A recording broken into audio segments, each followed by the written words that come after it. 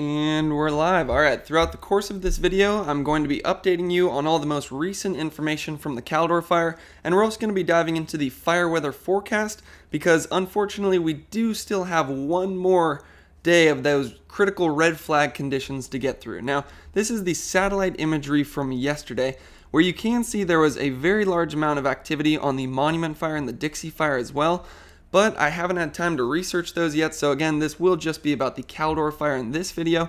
But one thing I do know is that I believe there are some new evacuation orders, especially on the Monument Fire there, I believe on the Dixie Fire as well, so be sure to stay updated with your local resources in those areas. Now, on the Dixie Fire, and one other thing, I will go over those in tonight's forecast. But back to the Caldor Fire. You can see that we did have a lot of activity on the Caldor Fire yesterday. It was very dry, it was very windy once again with those red flag conditions. But as you'll see throughout this video, most of the news coming out of the Caldor Fire, despite all of that growth, was actually mostly positive news. So just coming right here. So looking at this camera right here, this is looking up. Almost Twin Bridges would be on the very far right of this. We're basically looking up towards South Lake Tahoe with this camera right now. I want to show this to show what the activity looks like as of right now. We had very poor relative humidity recoveries last night, so the fire was able to continue throughout the overnight hours. So that's why we already are seeing more activity than we usually see at this time of the day. And you also notice it seems like it's pretty windy already as well. So does give an indication of what the conditions are right now. Certainly already seeing some of that activity. And then as we go into this afternoon, the big story that we continue to have to follow is that red flag warning that you can see is still over the Caldor Fire there. That red flag warning is in effect until 11 p.m. tonight, or September 1st if you're watching this video later. The one piece of good news though is it does look like that red flag warning is no longer over the Dixie Fire. And again, looks like we have one more day to get through this red flag on the Caldor Fire. Last 3 days we've had a lot of activity on it, so it's going to be good news to see us starting to trend back towards better conditions. Now, when it comes to the fire itself, I'm going to show a better fire perimeter in a second, so you can take this fire perimeter with a grain of salt. But I do just want to show this because this map allows us to turn on the structures, shown with those orange dots that are blinking right there.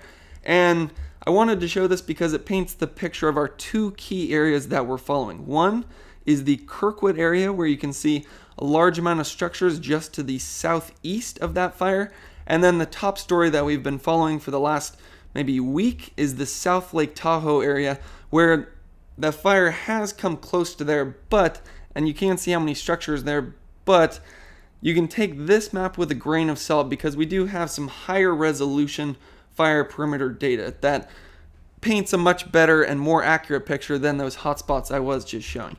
So if we want to actually go into that data just to get our bearings, there's Lake Tahoe. You see the Caldor Fire right here. Most of the growth, again, has been on that northeastern and eastern section. And that is where we have the largest amount of structures, so that is where we're going to be focusing. If I just quickly turn on, this is yesterday's fire perimeter. If I turn it on as of this morning, you can get a brief idea of where that growth was. So you can see it ties in with the weather forecast that we were talking about yesterday, with those southwesterly winds acting to continue to try to push the fire farther to the northeast. You can see that's exactly what ended up happening. Now, if we want to zoom in to our key areas, we'll go into Kirkwood first, because this was an area where we did have some big updates going on yesterday. You can see yesterday the fire perimeter had already jumped over Highway 88, but then as we see what kind of activity happened throughout yesterday afternoon and through the overnight hours as well, you can see it did continue to be pushed forward by those strong southwesterly gusts. So just zooming in here, this is actually an area where last night in the update and forecast, we actually clicked on a fire and a weather station and looked at the observations, and there was actually a 52 mile per hour wind gust on this ridgetop. So really shows the critical conditions that we're dealing with on this fire. And we also had very low relative humidity as well.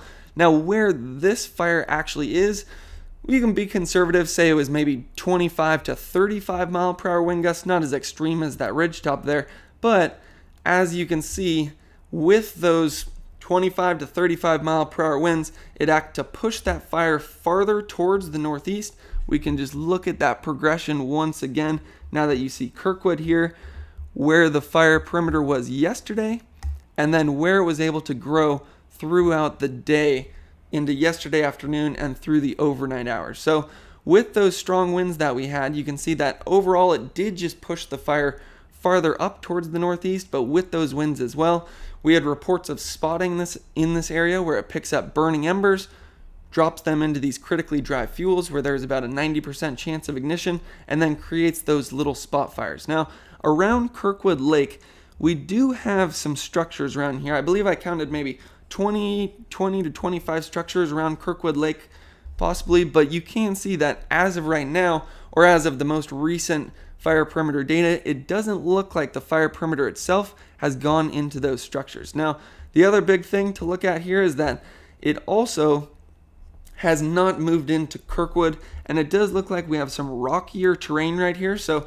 hopefully that'll slow down some of the growth on this fire as we move forward. So as of right now, Kirkwood, I would say, dodged a bullet yesterday, although we are certainly going to have to keep an eye on this area of the fire as we do have more red flag conditions today, and we will expect to see more growth there, although I'll be interested to see if it slows down as we move into that rockier terrain. Now, the other key spot that we've been following for a number of days now is this spot that was able to cross over Christmas Valley. We followed this one night when it first crossed Highway 50 here, and then we were getting spots over Christmas Valley, and then it has basically grown to the northeast ever since. To get the overall view of how it grew yesterday, we can turn off the current fire perimeter.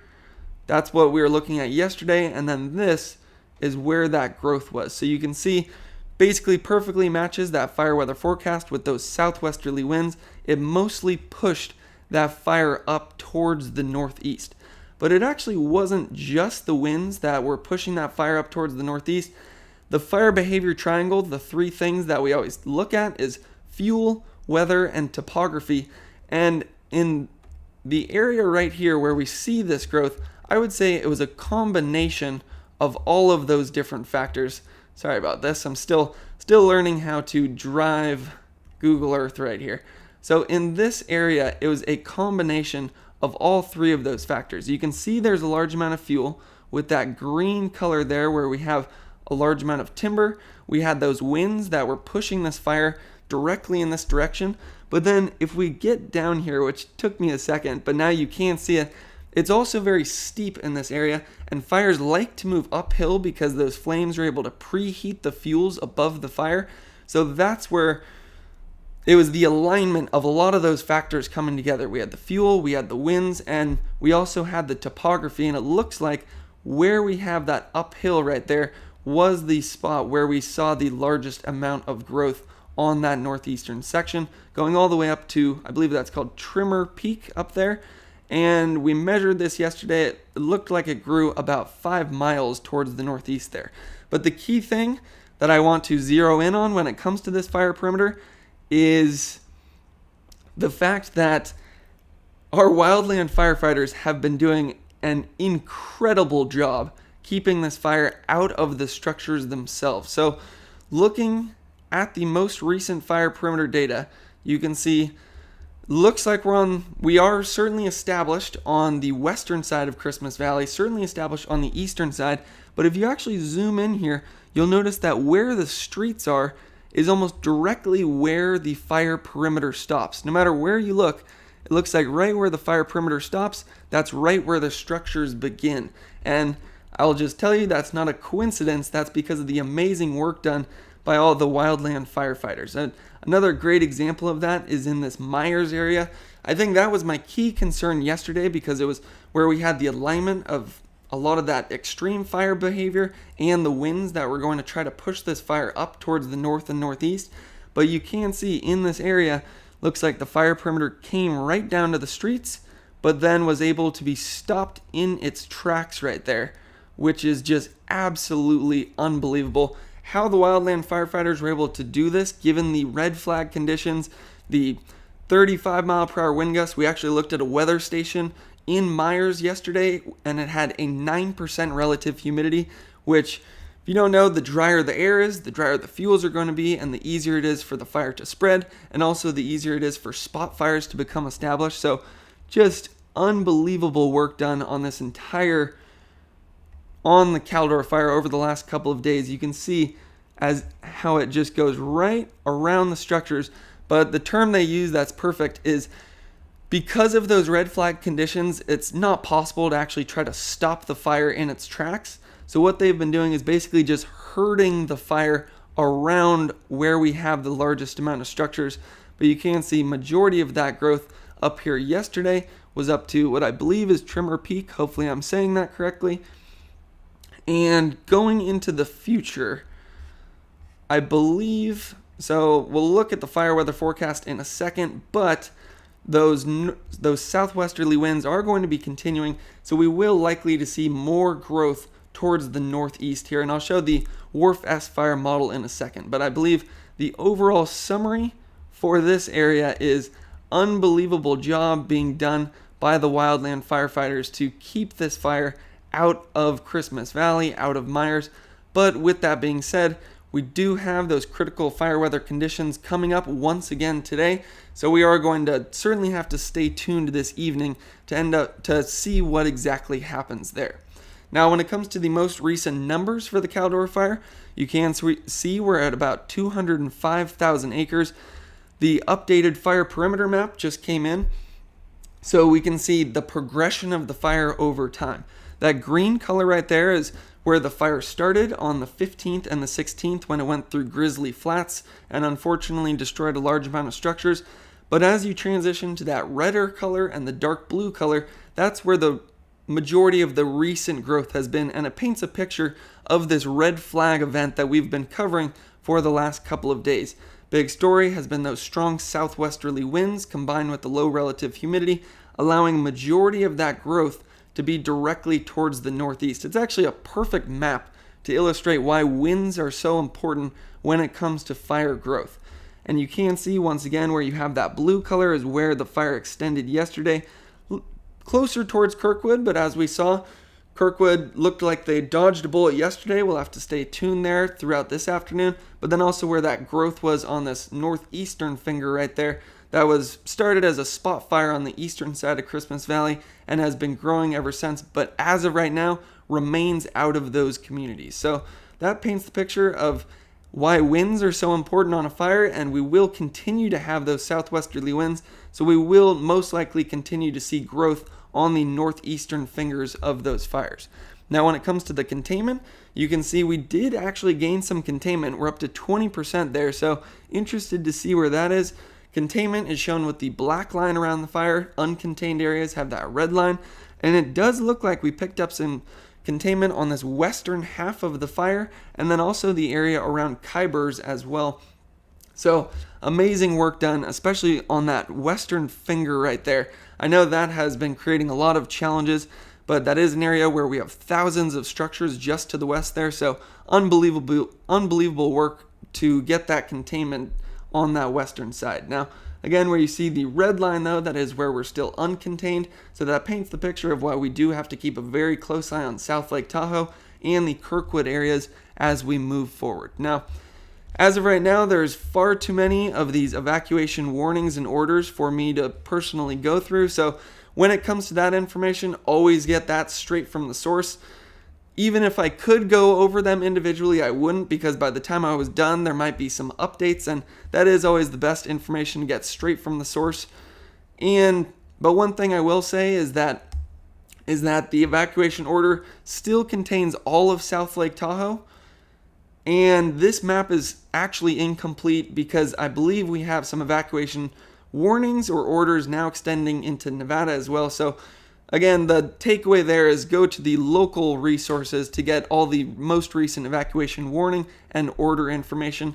And just one thing I can say though is that That red color there is a mandatory evacuation order. That means leave immediately if you are still in the area. The yellow color means it's an evacuation warning, which means pack up your stuff, be ready to leave, and then stay updated with those local resources. Now, one other factor that is an unfortunate one to update you on is that we are officially up to 729 structures destroyed, and it is still showing 5 injuries on the fire, so hopefully all of those people can recover. And just showing where those structures were destroyed, one thing that you can look at as we move forward is the damage assessment map. You can see that we've started to populate some of the information coming back from those damage assessment teams on this more northern part of the fire, but I believe where a lot of that increase in the structures destroyed has actually been more on this northeastern section up there. So we're just going to have to wait to get that kind of information back. You can find the link for this in the description. But one thing I will say, now that we do have some data on this northern edge of the fire, is just the amazing work that's been done by the wildland firefighters. You can see where the fire perimeter extends, and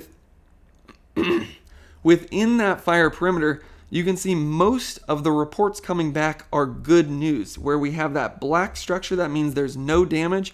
It does look like we maybe had one structure that has been reported as damaged from the information that we have so far. You can actually click on the structure itself, see a photo as well. So that's how to use that map as we go in there.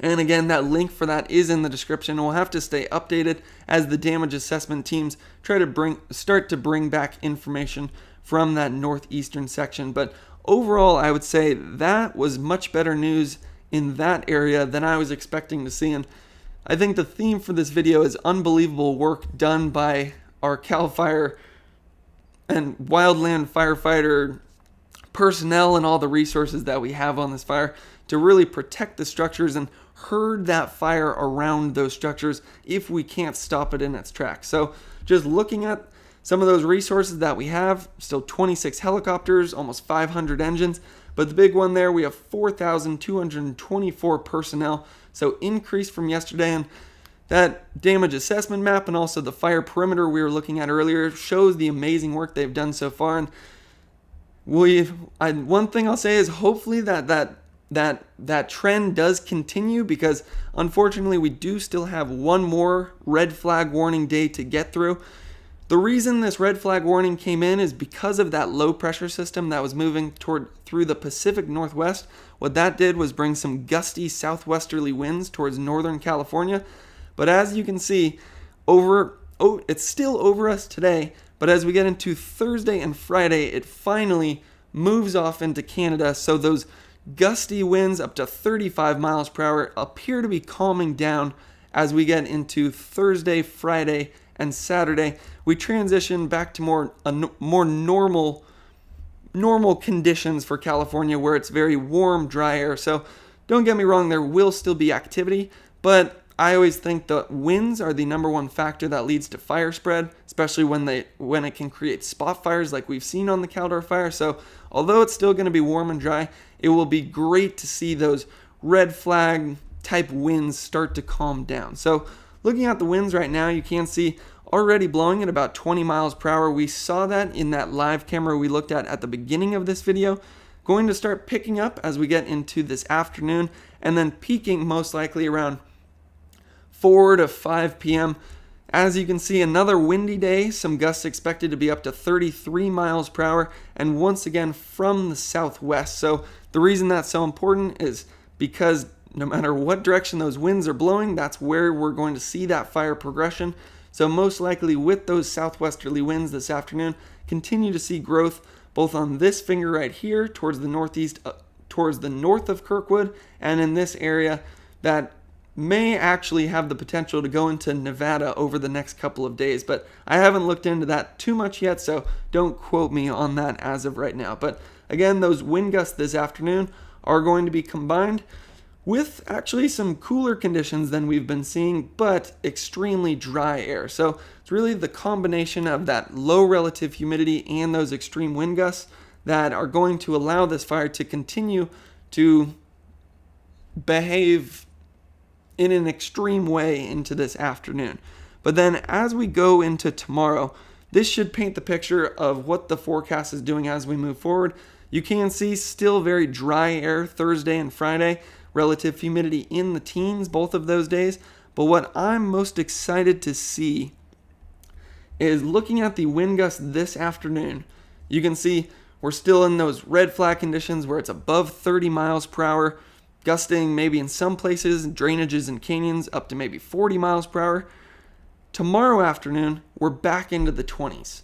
And then Friday afternoon, it looks like it's even better conditions, dropping down into the low to even mid-20s when it comes to those wind gusts in the key spot of the fire that we're interested in around South Lake Tahoe. So looks like there is an improvement in the conditions as we move forward, but unfortunately, we do still have that red flag warning over us throughout the rest of the day today. So we are going to have to stay updated on this. I will certainly be back tonight to do another one of those extended update and forecast where we actually follow the fire in real time to track exactly where it has been moving. But that basically sums it up. With that red flag warning, there is the potential for more spread on this fire. And you know, I just remembered these two links, and I almost wasn't going to show them, but I will just show them because it does have some important information. Right there, that shows 35,000 structures currently threatened on the Caldor Fire. So I know I've said a lot of good news throughout this video, but I don't want that to be construed as we're in the clear. We still have that red flag warning going on right now. Still very critical conditions. So, and about 35,000 structures currently threatened. Now, the one other thing that I will show that, again, I almost didn't show, but it's the WRF S-Fire model. Again, this is one of the top wildfire models in the world. We run this out of the San Jose State Fire Weather Research Laboratory. It combines the fire perimeter in those hotspots with the fuel, moisture, topography variables, or the fuel, weather, and topography variables.